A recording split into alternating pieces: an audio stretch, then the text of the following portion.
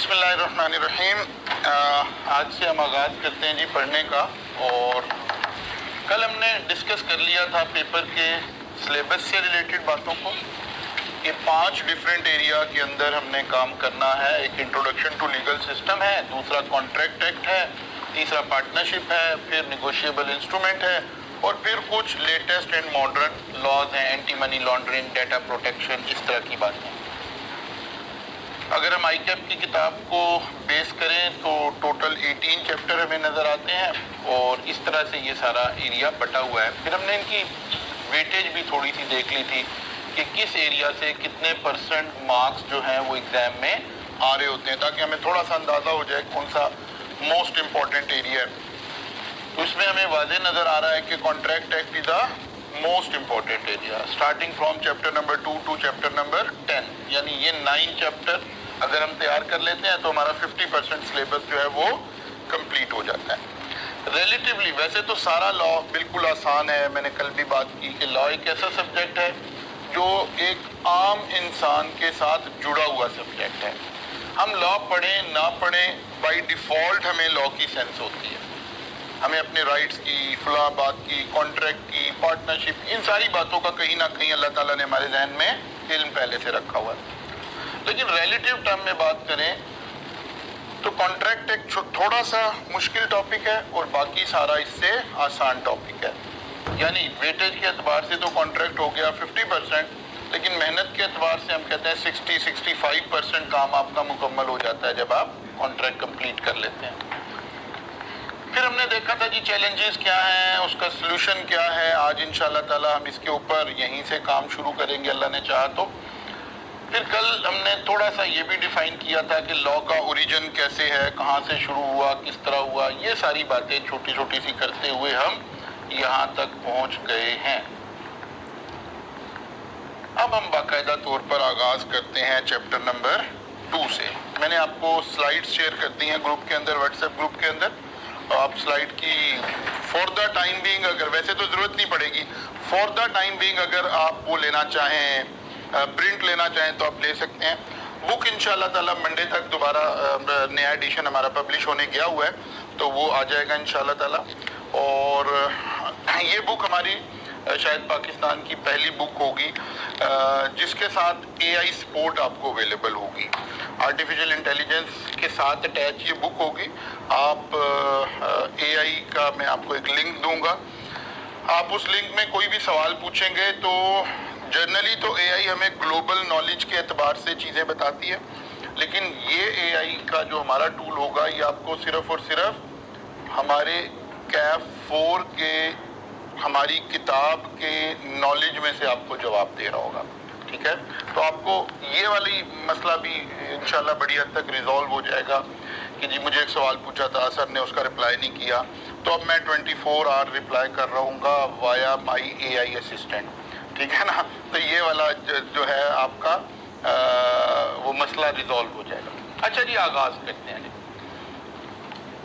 Law, history of contract law. Contract law को अगर हम इसकी थोड़ा सा एक नज़र डालें कि कहाँ से एवोल्यूशन हुई और कैसे चला, तो हमें नज़र आएगा वो रोमन पीरियड, और वहाँ से हमें चीज़ें नज़र आती हैं कि बड़ा सारा लॉ किसी सिविलाइज शक्ल में नज़र आता है। फिर एक रोमन पीरियड है, उसको हम छोड़ देते हैं। एक पीरियड शुरू होता है बिफोर ब्रिटिश रिजीम, हम अपने रीजन की बात करते हैं। और फिर एक पीरियड शुरू होता है आफ्टर ब्रिटिश रिजीम, जब ब्रिटिश का यहाँ कब्जा हमारे इलाके पर नहीं हुआ था, अंग्रेज यहाँ नहीं आया था, तो जो मुसलमान थे ना वो अपने इस्लाम के मुताबिक कॉन्ट्रैक्ट एक्ट उन्होंने बना रखा था, उसे वो मोहम्मदन लॉ बोलते थे, और उसके मुताबिक मुसलमान अपने फैसले उस लॉ के तहत किया करते थे। और जो हिंदू थे, क्योंकि ये 2 मेजर रिलीजन यहाँ आबाद थे, हिंदुओं का अपना एक कॉन्ट्रैक्ट लॉ था। ये दोनों लोग अपने अपने कॉन्ट्रैक्ट के मुताबिक अपने मामलात को निपटाते थे। लेकिन फिर ब्रिटिश आ गए यहाँ पर, ब्रिटिश रिजीम शुरू हो गया। उन्होंने आके क्या किया, यहाँ अपना एक कॉन्ट्रैक्ट एक्ट नाफिज कर दिया, विच वॉज कॉन्ट्रैक्ट एक्ट 1872। अब ब्रिटिश रिजीम चलता रहा, फिर तहरीक आज़ादी चली, फिर अल्टीमेटली हम अलग अलग हो गए, पाकिस्तान अलग हो गया, इंडिया अलग हो गया। लेकिन जैसे ही हम अलग हुए तो पाकिस्तान ने भी इसी एक्ट को अडॉप्ट कर लिया जो ब्रिटिश ने किया हुआ था, इंडिया ने भी उसी को अडॉप्ट कर लिया। यानी हम वापस नहीं गए कि हम मुसलमान वापस मोहम्मदन लॉ पर चले जाते, वो वापस अपने हिंदू लॉ पर चले जाते, ऐसा नहीं हुआ। बल्कि जो कॉन्ट्रैक्ट एक्ट ब्रिटिश ने यहाँ नाफिज किया हुआ था, वही कॉन्ट्रैक्ट एक्ट इंडिया ने भी अडॉप्ट कर लिया, हम पाकिस्तानियों ने भी अडॉप्ट कर लिया। इसीलिए आपने देखा जब पिछली स्लाइड में मैंने लिखा हुआ था तो कॉन्ट्रैक्ट एक्ट 1872 ही लिखा हुआ था। बस इसे हल्का सा हमने तड़का लगा दिया। क्या जाहिर है कॉन्ट्रैक्ट लॉ ने बताना होता है किस मुल्क का लॉ है, तो वहाँ हमने पाकिस्तान लिख दिया।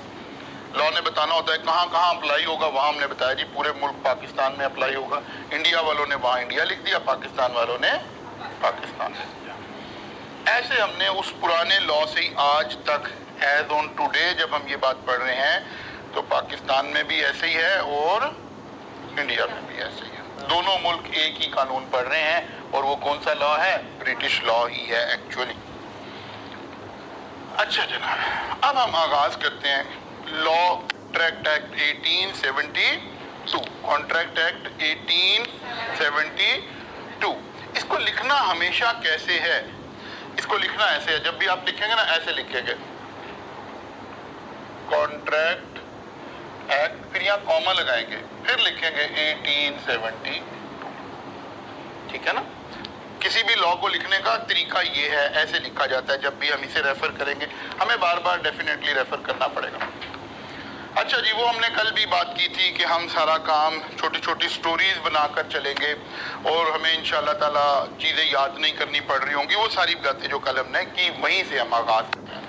ये जी मिस्टर कामरान है और एक शख्स जो आ गया हमारे पास, वो मिस्टर नोमान आ गया। Mister Kamran and mister Noman. Mister Kamran ने मिस्टर नोमान को एक पैगाम दिया। मिस्टर कामरान का एक घर है जो ये बेचना चाहता है। मिस्टर कामरान के नाम पर एक घर है जो ये बेचना चाहता है। इसने मिस्टर नोमान को एक बात कही है कि will you purchase my house for ₹10 million? Will you purchase my house for ₹10 million? क्या आप 1 करोड़ रुपए का ये घर खरीदना चाहते हैं? मिस्टर नोमान ने अपने घर में मशवरा किया, किसी दोस्त से मशवरा किया, फैमिली से मशवरा किया और मशवरा करने के बाद उसने कहा I am willing to purchase house for ₹10 million। अब ये वही कहानी है जो रोज आप सब इसमें से गुजरते हैं। आप कभी मोबाइल खरीदने जा रहे हैं, कभी बाइक खरीदने जा रहे हैं, कभी लैपटॉप खरीदने जा रहे हैं, तो इसी प्रोसेस में से गुजर रहे हैं। जो भी चीज़ आप जिंदगी में खरीदते हैं वो इस प्रोसेस में से ही गुजर के खरीदते हैं कि कोई एक शख्स सेलर है, एक शख्स बायर है, उनमें से कोई एक शख्स कीमत लगा रहा है, कोई दूसरा शख्स उस कीमत को या बार्गेनिंग कर रहा है या एक्सेप्ट कर रहा है। अब हो सकता है इसके दरमियान में ये हमने आखिर से फिक्रा पकड़ लिया, इसके दरमियान में ये 2 करोड़ से शुरू हुआ हो और वो 60 लाख से शुरू हुआ हो, करते करते करते करते अब ये यहाँ पहुंचे। हमारे में से कौन शख्स है जो इस प्रोसेस से नहीं गुजरा आज तक लाइफ में? हर आदमी गुजर रहा है, हर आदमी गुजर रहा है। बस हम यहाँ छोटे छोटे नाम अटैच करने जा रहे हैं। ये जो शख्स है ना जिसने कॉन्ट्रैक्ट का आगाज किया, जिसने पहली दफा प्राइस कोट की, इसको लॉ की नजर में हम कहते हैं ऑफरर। लॉ की नजर में क्या कहते हैं इसको? ऑफरर। और जिसने उसके ऊपर रिस्पॉन्ड किया है, उस ऑफर के अगेंस्ट रिस्पॉन्ड किया है, उसको लॉ में हम क्या कहते हैं? ऑफरी। ऑफरर कौन है? The person making the proposal is called promisor, या इसका दूसरा नाम क्या है? ऑफरर। ऑफरर और प्रोमिजर किसका नाम है? सेलर का? सेलर का? No, well done. जो बच्चा इनिशिएटर बोल रहा है बड़ा अच्छा जवाब दे रहा है। नो, हमने ये लफ्ज नहीं कहा, हमने बड़ा मोहतात लफ्ज इस्तेमाल किया है, the person who start the negotiation. बाद दफा बायर भी नेगोशिएशन कर सकता है, वो कहे यार ये घर बेचना आपने 1 करोड़ का। जिसने आगाज किया, जिसने ऑफर करवाई है, सेलर एंड बायर के एंगल से गुफ्तगू नहीं हो रही है, जिसने ऑफर करवाई है। कोई शख्स गाड़ी देख के कहता है यार आपने गाड़ी बेचनी है, तो ये वाला बंदा ऑफरर हो गया। और कोई मालिक खुद ही किसी से पूछ रहा है यार मैंने गाड़ी बेचनी है आपने खरीदनी है, तो ऑफरर बायर भी हो सकता है और सेलर भी हो सकता है। जिसने बात का आगाज किया है, इनिशिएट किया है, the person making the proposal is called, the person making the proposal, the person making the proposal is called promisor. या दूसरा नाम क्या आ गया इसका, offerer. The person accepting the proposal is called promisee. The person accepting the proposal is called promisee. Who is promiser? Who is promisee? The person accepting the proposal is called promisee. तो इसका मतलब ये हुआ, अब अगर ये काम complete हो गया, इस शख्स ने ऑफर करवाई और उसने उस ऑफर को एक्सेप्ट कर लिया, इन दो लोगों के दरमियान एक मुआहदा हो गया, ठीक है ना। इन दो लोगों के दरमियान में एक मुआहदा हो गया। जिस चीज के बारे में ये बात हो रही है उसको ऑब्जेक्ट कहते हैं, या दूसरा नाम है सब्जेक्ट मैटर। लिखते जाइए कहीं कहीं, या दूसरा नाम क्या है, सब्जेक्ट मैटर। सब्जेक्ट मैटर जी, जिस चीज के बारे में जिक्र हो रहा है, जिस चीज की खरीदो फरोख्त हो रही है,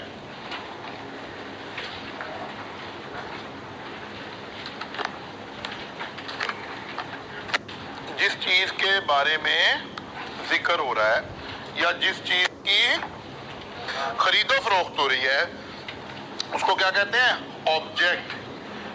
ऑब्जेक्ट, या दूसरा नाम क्या आ गया, सब्जेक्ट मैटर, ठीक है ना। What is the subject matter of this contract? House is the subject matter of this contract. Who is promisor? Who is promisor? The person making the proposal is called, who is promisee? The person accepting the proposal is called promisee. इन्हीं दोनों के एक नाम और भी हैं, offeror and offeree. Who is offerer? Offerer is one who makes an offer to another. So Mr. Kamran is offerer and Mr. Noman is offering. Offerer and offering. ठीक होगी बात।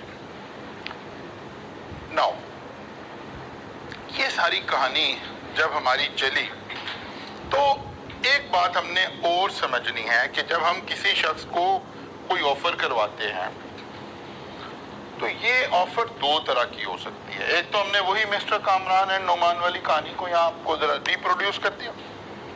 एक कहानी और छोटी सी लेते हैं। ये कौन है जी? मिस्टर रमला। और ये कौन है जी? मिस्टर कमला। तो रमला ने कमला जी से कुछ लोन मांग लिया, कुछ पैसे उधार मांग लिए। क्योंकि उसने उधार दे दिए हैं इसीलिए हमने उसका नाम क्या रख दिया है? कमला। क्योंकि आज के दौर में जो किसी को उधार दे दे उससे बड़ा कमला कोई हो नहीं सकता, ठीक है ना। इसलिए हमने उसका नाम भी कमला रख दिया जनाब। अब क्या हुआ? अच्छा जी, तो एक आ गया रमला और दूसरा आ गया कमला। अच्छा जी, नाउ अब जो आपको पता है जब उधार कोई दे बैठे हमारे मुल्क में तो फिर तो काम गड़बड़ हो गया। अब ये उससे पैसे मांगता है, वो पैसे नहीं देता। ये उसका फोन करता है, फोन नहीं उठाता। तंग आके व्हाट्सएप मैसेज करता है, वो मैसेज देखता नहीं है, उसने प्राइवेसी लगाई हुई है। वो सारे अलामात पाई जा रही हैं जो फ्रॉडियों में पाई जाती हैं। आखिर तंग आ गया है मिस्टर कमला, लेकिन मिस्टर रमला जो है वो पैसे देने पर नहीं आ रहा, डिनाइड टू रिसीव। आखिर एक दिन तंग आके मिस्टर कमला ने उसको एक मैसेज भेजा कि I will sue you to recover my, I will sue you. इस सू का मतलब क्या है? केस फाइल कर दूंगा कि भाई अब मैं तुम्हें अदालत लेके जा रहा हूं, मैं तुम्हारे ऊपर केस करने लगा हूं कि तुम मेरे पैसे नहीं दे रहे। ठीक है ना? I will sue you to recover my loan. अब इसे लगा कि यार ये तो काम अगले फेज में दाखिल होने लगा। रमला को एक ख्याल आया और उसने काउंटर एक इसको मैसेज भेजा, if you do not sue me for 6 months, अगर तुम 6 महीने तक मेरे खिलाफ मुकदमा ना करो, आई विल पे एडिशनल रुपीज। यार मैं 6 महीने बाद आपके पैसे दे दूंगा, जो पैसे देने हैं वो तो देने ही देने हैं, बल्कि मैं आपको 50,000 रुपीज एक्स्ट्रा भी दे दूंगा। फर्ज कर लें पहले 2.5 लाख रुपया देना था, अब वो कहता भाई मेरे पे केस ना करो और मैं आपको 6 महीने के बाद 3 लाख रुपया दे दूंगा। ठीक हो क्या? रमला ने टेक्निकली एक ऑफर करवाई है। रमला ने टेक्निकली एक ऑफर करवाई है, लेकिन इस ऑफर में और नोमान एंड कामरान वाली ऑफर में थोड़ा सा फर्क है। नोमान एंड कामरान वाली जो ऑफर है वो वर्सेस रमला एंड कमला वाली ऑफर, इसमें थोड़ा सा एक फर्क है। पहले तो जरा नाम अटैच कर लेना, ऑफरर ऑफरी वाले। ठीक है? हु इज ऑफरर रमला कमला में? रमला ऑफरर है, ये ऑफर करवा रहा है if you do not sue मी। ठीक है ना? और यहां कामरान ऑफर करवा रहा है will you purchase my house for rupees. ठीक है ना? अब हमने ऑफरर के लिए क्या कर लिया? येलो कलर इस्तेमाल कर लिया। ठीक है ना? और ऑफरी कौन है? यहाँ नोमान है और वहां कौन है? बिकॉज हमने वहां लिखा है एग्री नॉट टू फाइल सू। वो एग्री हो गया कि अच्छा चलो ठीक है, तुम 6 महीने बाद दे देना, 3 लाख रुपया दे देना, ओके डन हो गया। But there is a difference between these two type of offer. What is the difference? पहली ऑफर नोमान एंड कामरान वाला मामला, मिस्टर कामरान मिस्टर नोमान को कैसी ऑफर करवा रहा है? कुछ करने के लिए, एक्ट की ऑफर हो रहा है, टू डू समथिंग के लिए। ठीक है ना? एक पॉजिटिव ऑफर है, will you purchase my house. ठीक है ना?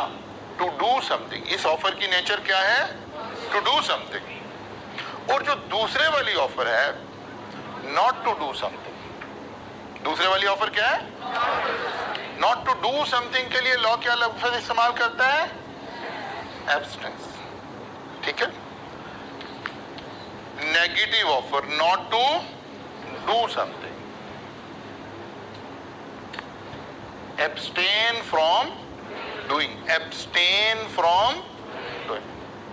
इसका मतलब है लॉ। अब आपको ये सारी कहानी सुनाने का मकसद ये था कि आज के बाद आपको पता चल जाए कि लॉ की नजर में ऑफर 2 तरह से करवाई जा सकती है।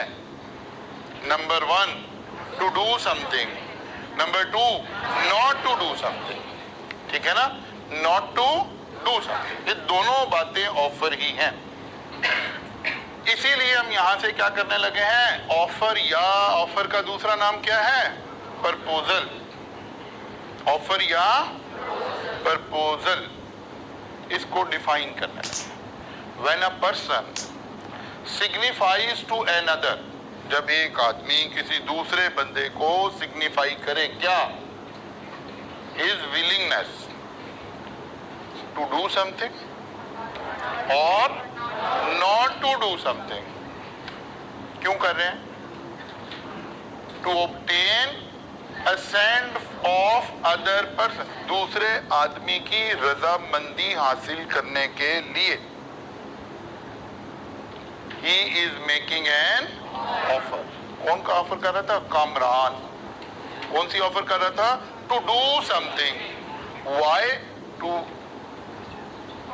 To obtain the assent of Mr. Numan. और ये क्या कर रहा था रमला? ऑफर क्या कर रहा था? Not to do something. क्यों? To obtain assent of other person. तो लॉ ने एक बात जब करनी होती है ना, उसको कंप्रीहेंसिवली कर देता है, दोनों एंगल उसके बयान कर देता है. ठीक है ना? अब जब आप लॉ में पढ़ेंगे तो ये एक लाइन लिखी होगी सारी, लेकिन ये उस तरह से डायरेक्ट आपको ये लाइन समझ नहीं आएगी कि ये क्या कर रहा है लॉ. तो हमने उस सारे को ब्रेक डाउन करके उसके पीछे कहानियां जोड़ दी हैं. अब आपको याद रहेगा कि अच्छा अच्छा यार दो बातें थी. To do something, not to do something. When a person signifies to another person his willingness, जब एक आदमी दूसरे आदमी को अपनी ख्वाहिश का इजहार करे regarding to do something or not to do something. क्यों किया गया है? To obtain assent of other person. The person making offer is called, या ये बंदे को हम क्या कहेंगे? ये क्या कर रहा है? ऑफर कर रहा है. The person is making an offer.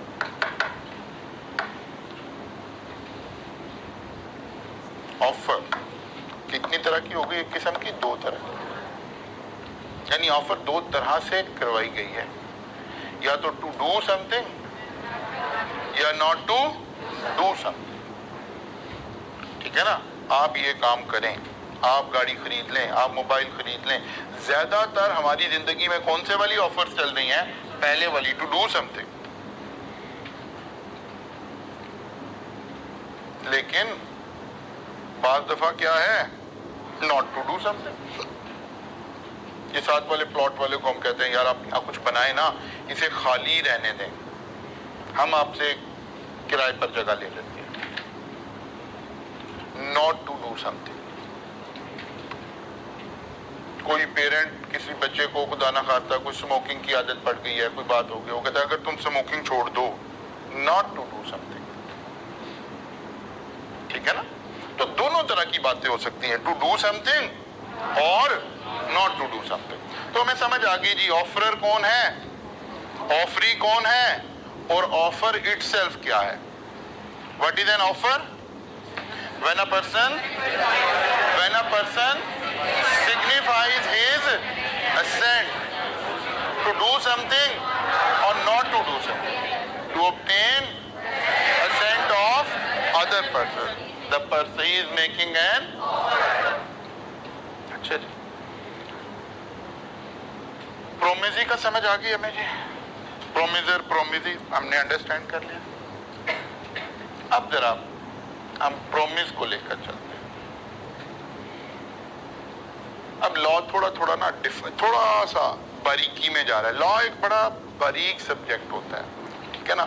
उसमें बड़ी माइनर बातों से बहुत फर्क पड़ जाता है. फुल स्टॉप कॉमा से बिल्कुल मीनिंग चेंज हो जाता है. अच्छा जी, क्या लफ्ज लिखा हुआ है जी? Promise. When the person to whom proposal is made signifies his assent to it. जब हमने किसी बंदे को प्रपोजल दी और सामने वाले ने प्रपोजल को क्या कर लिया? एक्सेप्ट कर लिया. सिग्निफाइज का मतलब क्या है? एक्सेप्ट कर लेना. The proposal is made signifies his assent to it. Proposal is said to be accepted. आपने एक प्रपोजल दी, सामने वाले ने उसको एक्सेप्ट कर लिया. लेकिन एक्सेप्ट करने को लॉ कैसे लिख रहा है? Signifies his assent. तो हम कोशिश तो यही करेंगे कि यही लफ्ज लिख कर आए. लेकिन अगर आप एक्सेप्ट भी लिख देंगे तो ये भी काबिल कबूल तो है, लेकिन हम जाहिर है लॉ के करीब रहना चाहेंगे. मैक्सिमम लैंग्वेज लॉ की यूज करना चाहेंगे, ठीक है। When a person to whom proposal is made signifies his assent to it. Proposal is said to be a proposal when accepted become promise. अब लॉ की बारीकियां देखते हैं। एक बंदे ने प्रपोजल करवाई, दूसरे ने उसको एक्सेप्ट कर लिया। हाइड्रोजन प्लस ऑक्सीजन क्या बन गया जी? वाटर बन गया, लेकिन इस वाटर का नाम प्रोमिस हो गया, ठीक है ना। अब लॉ जरा देखें, बारीकी में जा रहा है। हमें लग रहा था कि भाई मैंने ऑफर करवाई है, सामने वाले ने एक्सेप्ट कर ली है, तो क्या बन गया है? कॉन्ट्रैक्ट बन गया। ऐसे लग रहा था कि दो लोगों के दरमियान क्या हो गया? कॉन्ट्रैक्ट हो गया। लॉ कह रहा नहीं, अगर आपने ऑफर करवाई, सामने वाले ने एक्सेप्ट कर लिया, तो इसको टेक्निकली हम लॉ की लैंग्वेज में क्या कर रहे हैं? प्रोमिस हो गया। वो कहते हैं एग्रीमेंट किसको कहते हैं? Every promise and every set of promises forming the consideration for each other is an. वो कहता है यार वो जो प्रोमिस था ना, प्रोमिस कैसे क्रिएट हुआ था? ऑफर के एक्सेप्टेंस से। When the counter party signifies his assent, when a counter party signifies his assent, तो ये टेक्निकली क्या बन गया था? प्रोमिस। अब वो कहता है अगर प्रोमिस में एक चीज और ऐड कर ले, कंसिडरेशन। क्या कोई पैसों का जिक्र हुआ? Will you purchase my house for ₹10 million? If you do not sue for me, I will pay additionally ₹50,000। What is this? This is consideration, पैसे का जिक्र। वो कहते हैं अगर पैसे का भी जिक्र हुआ है, ठीक है ना, जब आप ऑफर करवा रहे थे, तो उसमें एक कंसिडरेशन, पैसे को यहां हम क्या कह रहे हैं? कंसिडरेशन, उसमें एक कंसिडरेशन इन्वॉल्व थी, ठीक हो गया ना। वो कहते जिसने एक्सेप्ट किया उसने उस कंसिडरेशन के साथ एक्सेप्ट किया। वो कहते अब अगर कंसिडरेशन भी है तो ये क्या बन गया? एग्रीमेंट, ठीक है। इसका मतलब है एग्रीमेंट के इंग्रेडिएंट क्या हो गए? There should be a offer, there should be an acceptance, offer and acceptance must have consideration. तो फिर इन दो लोगों के दरमियान क्या हो गया है? एग्रीमेंट हो गया। फिर लॉ एक बात और बताना चाह रहा है।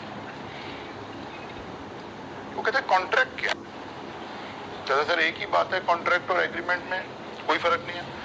लोग आगे इस जगह को छोड़ दो, अगर यहाँ से गुजरना है बच्चों ने। आप बार बार तंग हो रहे हो, अभी आगे जगह बड़ी है, आ जाओ आ जाओ, शाबाश।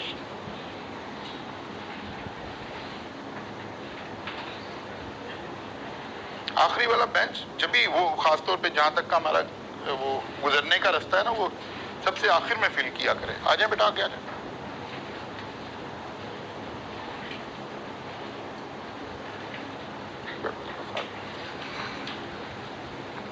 अच्छा, आप सब लोगों ने आना क्लास में मेरे आने से पहले पहले ही।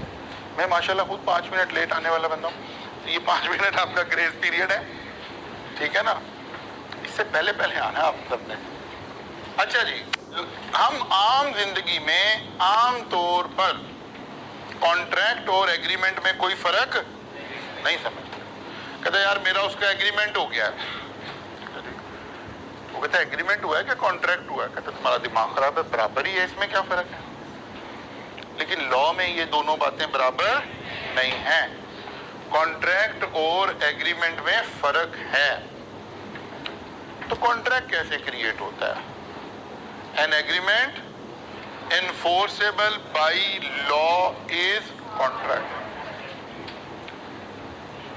कॉन्ट्रैक्ट भी एक एग्रीमेंट है, लेकिन एक ऐसा एग्रीमेंट है कि अगर एक पार्टी ने पूरा नहीं किया तो दूसरी पार्टी अदालत में जा सकती है। एनफोर्सेबल लॉ का क्या मतलब है? यू कैन सू, ठीक है ना। एनफोर्सेबल बाई लॉ का क्या मतलब है? You can sue. इसका मतलब है दो तरह के मुआहदे हो रहे हैं हमारे आपस में। एक मुआहदा ऐसा है जिसमें मैंने आपसे वादा कर लिया, कंसिडरेशन भी इन्वॉल्व है, लेकिन अगर मैंने पूरा ना किया तो आप अदालत नहीं जा सकते, या आपने पूरा ना किया तो मैं अदालत नहीं जा सकता। तो फिर उस मुआहदे का नाम क्या है? एग्रीमेंट। लेकिन अगर हम अदालत जा सकते हैं, मुआहदे का तो फायदा ही जब ही है ना, कि अगर एक पार्टी उससे मुकर रही है, बैकआउट कर रही है, तो दूसरा सामने वाला बंदा अदालत जा सके। An agreement enforceable by law. An agreement enforceable by law is called contract. इसका मतलब है कॉन्ट्रैक्ट में पहले एग्रीमेंट होना चाहिए, एग्रीमेंट में एनफोर्सेबिलिटी होनी चाहिए, तो वो फिर क्या बन जाता है? कॉन्ट्रैक्ट बन जाता है। एग्रीमेंट होना चाहिए, तो यहाँ से पीछे बात सोचते हैं, एग्रीमेंट के क्या इंग्रेडिएंट थे? प्रोमिस होना चाहिए, एक्सेप्टेंस होना चाहिए, कंसीडरेशन होनी चाहिए, यही बातें पढ़ करना। ठीक होगी ना बात? तो ये कैसे पता चले कि एनफोर्सेबिलिटी है कि नहीं है? इसका मतलब है हम जब आम जिंदगी में कोई मुआहदा करना चाह रहे हैं तो एक्चुअली हम कॉन्ट्रैक्ट करना चाह रहे हैं। हम उसे गलत लफ्ज बोल देते हैं कि हमने आपस में क्या कर लिया है? एग्रीमेंट कर लिया। नहीं नहीं नहीं, एग्रीमेंट किसी और चीज, लॉ किसी और चीज का नाम है, एग्रीमेंट कह रहा है।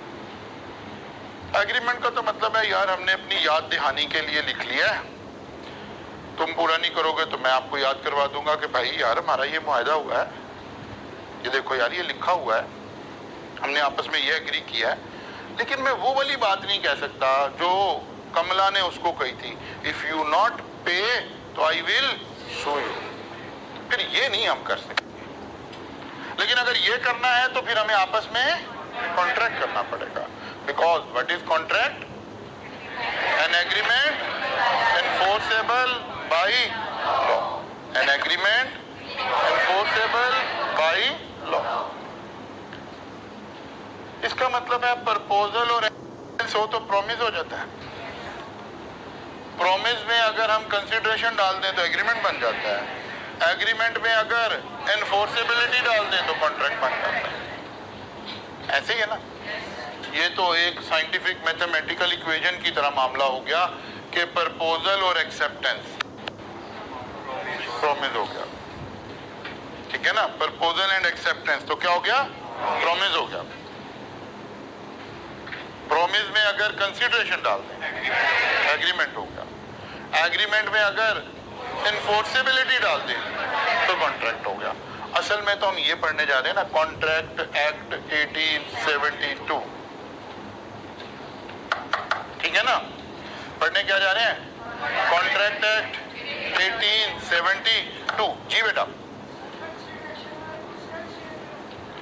जी, एनीथिंग। अभी कंसीडरेशन के आगे डेफिनेशन पढ़ेंगे। Anything in exchange. मैं क्या, कंसीडरेशन का मतलब पैसे नहीं है खाली, ठीक है ना? गुड्स एक्सचेंज भी हो सकते हैं, मोबाइल एक्सचेंज कर रहे हैं हम, गाड़ी एक्सचेंज कर रहे हैं, साथ कुछ पैसे भी जाहिर है डिफरेंशियल भी दे रहे हैं, ये सब कंसीडरेशन। ठीक है? अच्छा जी, अब जरा एक छोटी सी और एग्जांपल से। Tom agree to sell his car to Jerry for ₹500,000। Tom agree to sell his car. दो लोगों के दरमियान कॉन्ट्रैक्टों की बात हो रही है। एक पार्टी टॉम आ गई और दूसरी Tom promise to sell the car to Jerry. ठीक है? Jerry's payment serve as consideration. इसका मतलब है जेरी ने क्या देने हैं? पैसे देने हैं और टॉम ने गाड़ी देनी है। अगर मैं टॉम के शू में देखूं तो ये बात मुझे ऐसे नजर आएगी। अगर मैं जेरी के शू में देखूं तो Jerry is promise to pay 500,000 to Tom. Tom car serve as a consideration, यानी कंसीडरेशन है समथिंग इन एक्सचेंज। टॉम ने गाड़ी देने हैं तो एक्सचेंज में क्या मिलेगा? पैसे। टॉम के लिए कंसीडरेशन क्या है? पैसे। जेरी ने पैसे देने हैं, इसे एक्सचेंज में क्या मिलेगी? गाड़ी। इस जेरी के लिए कंसीडरेशन क्या है? गाड़ी। इसका मतलब है प्रोमिसर के लिए भी कंसीडरेशन इन्वॉल्व है, प्रोमिसी के लिए भी consideration involve. Kamran and Noman, will you purchase my house for ₹10 million. एक बंदे के लिए 10 मिलियन कंसीडरेशन है, दूसरे के लिए हाउस कंसीडरेशन। ठीक है ना? इसका मतलब है agreement is a two way street, so each party must receive something from other party. और अगर हम कुछ रिसीव नहीं कर रहे हैं तो इसका मतलब है अभी खाली प्रोमिस की बात हो रही है। क्योंकि अगर कंसीडरेशन इन्वॉल्व नहीं है तो अभी मैथमेटिकली हम देख कर आए हैं, फिर तो हम यहां खड़े हैं, फिर तो हम यहां खड़े हैं। और अगर कंसीडरेशन इन्वॉल्व हो गई है तो हम यहां खड़े हैं। और तीसरा और अहम इंग्रेडिएंट, अगर एनफोर्सेबिलिटी भी ऐड हो गई है तो फिर हम यहां खड़े हैं, ठीक है ना। तो असल में अब हम एनफोर्सेबिलिटी की बात करते हैं। कॉन्ट्रैक्ट दो चीजों का नाम है, एग्रीमेंट, और एग्रीमेंट में क्या होता है, ऑफर प्लस एक्सेप्टेंस, और enforceability. Now enforceable by law, एक वर्ड हमने ऐड किया, कॉन्ट्रैक्ट क्या है, an agreement enforceable by law, an agreement enforceable by law. तो इसका मतलब है कुछ एग्रीमेंट ऐसे भी होंगे which are not enforceable by law. मसलन इम्पॉसिबल इवेंट्स, कोई दो लोग ऐसा एग्रीमेंट आपस में कर रहे हैं जो पॉसिबल ही नहीं है। कोई डॉक्टर किसी को कह रहा है कि जब भाई आप मुर्दा ले आए मैं जिंदा कर दूंगा, 2 करोड़ रुपया लूंगा, अब एग्रीमेंट भी कर लिया, सारा कुछ कर लिया, लेकिन ये तो इम्पॉसिबल है। अब जज साहब के पास गए कि जज साहब डॉक्टर ने 2 करोड़ ले लिया, मुर्दा जिंदा नहीं कर रहा, ठीक है ना। वो कहते नहीं यार ये तो इम्पॉसिबल टू परफॉर्म कॉन्ट्रैक्ट थे, ये कॉन्ट्रैक्ट नहीं है, they are not enforceable by law. आप इस तरह के मुकदमे लेकर हमारी अदालतों में मत आइए, ठीक होगी बात जी। दूसरी बात, इल्लीगल। पाकिस्तान में एक पाकिस्तान पीनल कोड है, ठीक है ना, वो हमें बताता है यार ये काम आप नहीं कर सकते। मतलब किसी को मारने का कॉन्ट्रैक्ट नहीं कर सकते। कहता भाई एक कंपनी बनाई है छोटी सी। कहता सर किस चीज की कंपनी बनाई है? कहता यार हमने ना किलिंग सर्विसेज प्रोवाइड की, ठीक है ना, किलर्स प्राइवेट लिमिटेड एक कंपनी बना ली हमने। कहता जी क्या तरीकाकार है? कहता यार बस एक तस्वीर या शनाख्ती कार्ड दे दें, 2 दिन बाद हम बोरी बंद लाश आपको दे देंगे, 1 करोड़ रुपया लेते हैं। अब एग्रीमेंट तो हो गए ना, तो क्या अब पैसे आपने जमा करा दिए, लाश पहुंच नहीं रही। अब जज साहब के पास जाए, लोग कहते हैं नहीं, जो इनलीगल बातें हैं उसके बारे में आप कोई कॉन्ट्रैक्ट नहीं कर सकते। तो फिर क्या कर सकते हैं? कहते हैं ऐसे एग्रीमेंट जिसके टाइम पर दोनों पार्टीज की इंटेंशन क्या हो, टू क्रिएट लीगल रिलेशन, लेकिन ये इन दो में से रिलेट ना करता हूं। बात को जरा बारीकी से समझना है। हम दो लोग आपस में एक एग्रीमेंट कर रहे हैं, हम दोनों की इंटेंशन, नियत उस वक्त ये थी, किस वक्त? एग्रीमेंट करते वक्त, कि अगर एक पार्टी एग्रीमेंट से पीछे हटेगी तो दूसरी अदालत चली जाएगी। अगर तो हम दोनों क्लियर थे इस बारे में, हमारी दोनों की इंटेंशन ये थी, फिर हमारे दरमियान कॉन्ट्रैक्ट हो गया। और अगर हमारे ये नियत नहीं थी तो फिर हमारे दरमियान कॉन्ट्रैक्ट नहीं हुआ, बल्कि क्या हुआ है? एग्रीमेंट हुआ है। मसलन इस बात को समझने के लिए, एग्रीमेंट नॉर्मली 2 तरह के होते हैं। एग्रीमेंट सोशल नेचर के, डोमेस्टिक नेचर के, रिलीजियस नेचर के। अब कोई मुआहदा हो रहा है 2 लोगों के दरमियान सोशल नेचर का, कि जनाब आप परसों यार मेरी तरफ खाना खा लें, तो ने कहा ठीक है जनाब आ जाएंगे। एक बंदे ने ऑफर करवाया, दूसरे ने एक्सेप्ट कर लिया, तो ये क्या है? प्रोमिस। कोई कंसिडरेशन भी इन्वॉल्व नहीं हुई, ठीक है ना, कोई कंसिडरेशन भी इन्वॉल्व नहीं हुई, या समटाइम कोई कंसिडरेशन इन्वॉल्व हो गई है, लेकिन नेचर ऑफ द कॉन्ट्रैक्ट ऐसा है कि हमारी नियत ये नहीं है कि अगर मैं मुआहदा पूरा नहीं करूंगा तो आप मुझे अदालत ले जाओगे, आप पूरा नहीं करेंगे तो मैं आपको अदालत ले जाऊंगा, ये नियत नहीं है। डोमेस्टिक, फादर ने सन से कोई वादा कर लिया कि यार अगर तुम ये काम करोगे तो मैं तुम्हें इतना इनाम दूंगा। अब कंसिडरेशन भी आ गई, लेकिन क्या ये नियत थी कि अगर वालिद साहब ने ना पैसे दिए तो फिर ऐसी की तैसी अदालत में मुलाकात हो?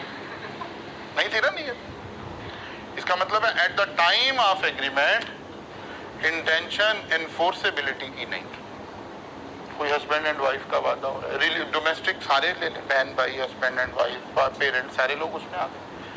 कोई रिलीजियस वादा हो रहा है,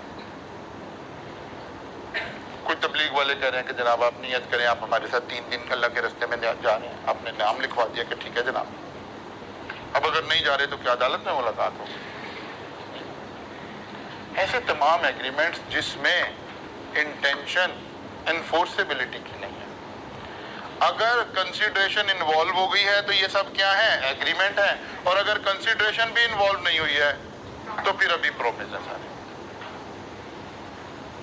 फिर कुछ कमर्शियल नेचर के एग्रीमेंट्स हैं, ठीक है ना। आप हफीज सेंटर गए, आपने कहा हमारा एक कॉलेज है, हमें 40 कंप्यूटर चाहिए, बताओ कितने के दोगे, मुआहदा हो गया, सारा कुछ हो गया, अब कंसिडरेशन भी इन्वॉल्व है। लेकिन दुकानदार को भी पता है और मुझे भी पता है कि हम आपस में क्या कर रहे हैं, कॉन्ट्रैक्ट कर रहे हैं, यानी अगर अब वो मुकरेगा तो फिर मैं अदालत जाऊंगा, और उसे भी पता है अगर ये नहीं उठाएगा तो फिर मैं अदालत जाऊंगा। इस तरह की ट्रांजैक्शन को हम क्या कहते हैं, कमर्शियल ट्रांजैक्शन। अब लॉ का एक उसूल है, ये जो कॉन्ट्रैक्ट है ना 3 तरह के, ये जो एग्रीमेंट्स हैं, कौन कौन से, सोशल, डोमेस्टिक, रिलीजियस, लॉ ने अज्यूम कर रखा है कि यहाँ आपकी इंटेंशन एनफोर्सेबिलिटी की नहीं है, ठीक है ना। बाय डिफॉल्ट लॉ की अजम्पशन क्या है, no intention to create legal relation, अभी यहां तक पढ़ा है मैंने, no intention to create legal relation. तो कहता है अगर इस तरह का कोई मामला आएगा ना, तो अगर अदालत में आ गया तो हम इस पर इसी बात पर रिजेक्ट कर देंगे कि यार ये आपका आपस का एग्रीमेंट है, आप अदालत नहीं आ सकते, बिकॉज हमारी अजम्पशन ही क्या है, no intention to create legal relation, हमारी जर्नल अजम्पशन ये है।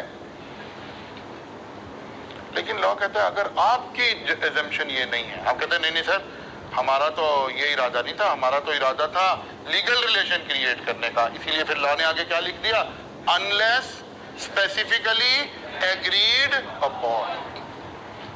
वही सोशल नेचर का कॉन्ट्रैक्ट था, लेकिन हमने आपस में एग्री कर लिया कि अगर आप नहीं आएंगे तो मैं अदालत जाऊंगा। मैं कहा हाँ ठीक है यार मैं आऊंगा, क्यों नहीं आऊंगा, डोमेस्टिक में भी रिलीजियस में भी।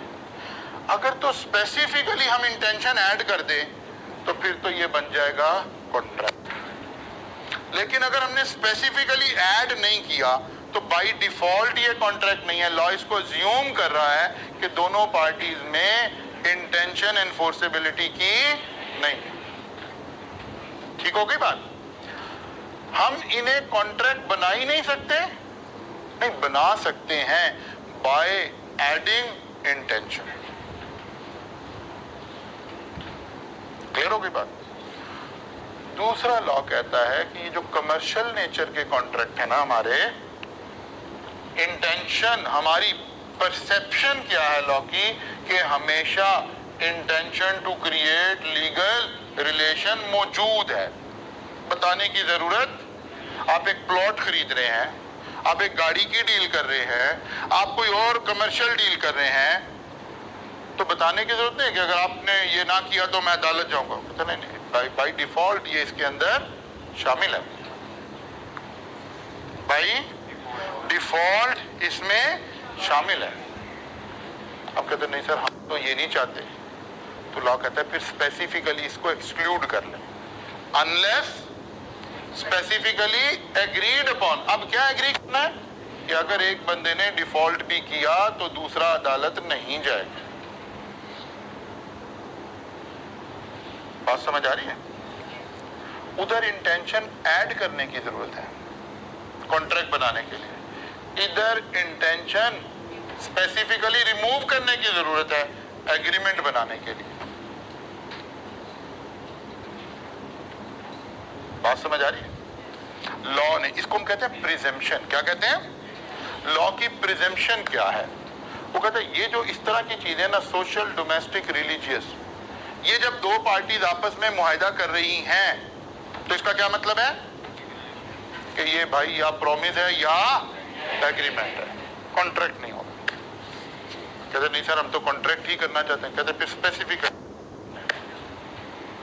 फिर स्पेसिफिकली एग्री कर लें तो ये कॉन्ट्रैक्ट बन जाएगा। और अगर कमर्शियल नेचर की कोई चीज है तो वो लॉ कहता है भाई बगैर स्पेसिफिकली ऐड किए ये हमेशा कॉन्ट्रैक्ट है। कहता है यार हम तो नहीं चाहते कि एक दूसरे को अदालतों में लेके जाए। लॉ कहता है फिर स्पेसिफिकली एग्री कर ले कि हम ये नहीं चाहते। कुछ बात समझ आई? इसका मतलब है हमें इंटेंशन की थोड़ी समझ आ गई है कि जो हम कह रहे थे कि इंटेंशन एनफोर्सेबिलिटी की हो, लेकिन कब? At the time of contract. और at the time of contract कौन सा था? जब एक बंदा ऑफर करवा रहा था और दूसरा उसको एक्सेप्ट कर, बाद में नहीं। ये जहां से हमने कहानी शुरू की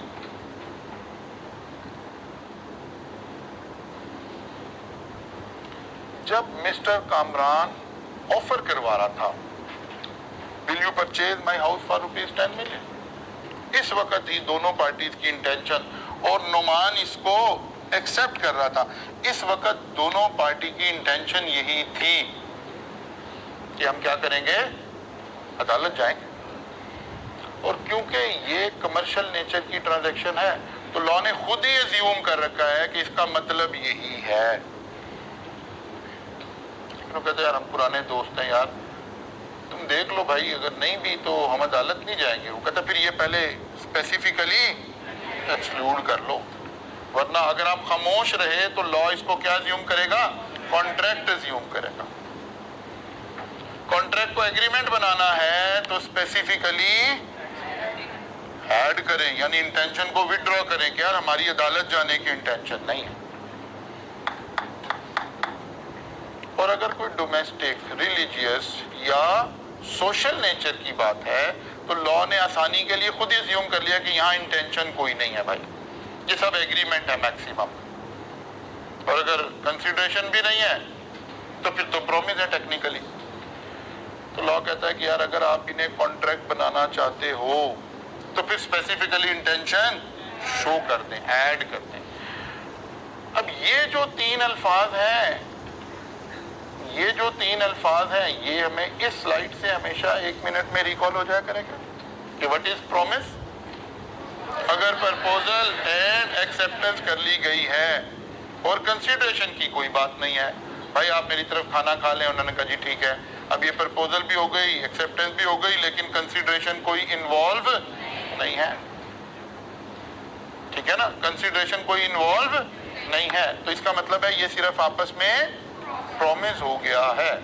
और अगर बीच में कंसीडरेशन इन्वॉल्व हो गई है तो फिर एग्रीमेंट हो गया है। और अगर बीच में एनफोर्सेबिलिटी भी आ गई है,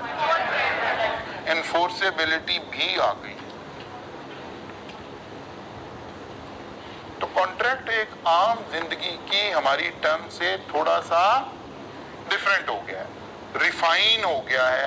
पहले हमें ये नहीं पता था कि प्रॉमिस क्या होता है, एग्रीमेंट क्या होता है, कॉन्ट्रैक्ट क्या होता है, लेकिन अब इसकी 3 अलग अलग हमें फेजेस समझ आ गए। स्लाइड्स मैंने आपको सेंड कर दी हैं। बुक आपने अगर किसी ने परचेज करनी है तो भी परचेज नहीं करनी, ठीक है ना, नया एडिशन आ जाएगा मंडे को इंशाल्लाह ताला। और अगर किसी के पास पहले से है तो उससे गुजारा चल जाएगा, अगर मतलब कोई बचत करनी है। वैसे तो किताबें इतनी महंगी होती नहीं है, इससे ज्यादा का आप बर्गर खा लेते हैं एक टाइम पे बैठ के, लेकिन फिर भी जिसके पास पहले से बुक मौजूद है वो एज इट इज उससे चल सकता है, कोई प्रॉब्लम नहीं है। कल मुलाकात होगी इंशाल्लाह।